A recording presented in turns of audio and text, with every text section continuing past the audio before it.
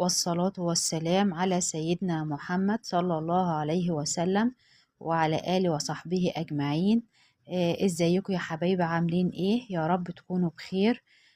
النهاردة ان شاء الله هنعمل الحواوشي الاسكندراني على اصوله، بأسهل وأبسط وأنجح طريقة، وطعم وريحة ولا أروع من كده إن شاء الله بإذن الله. إحنا هنعمل النهاردة الحواوشي الأسكندراني.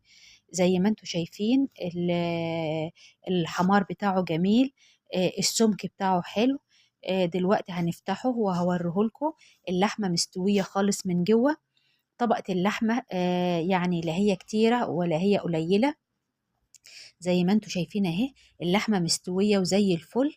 وطبقة اللحمة يعني في لحمة كتير، وبرضه في نفس الوقت ما نكترش لحمة قوي على اساس ان هي ما تخرجش من العجينة.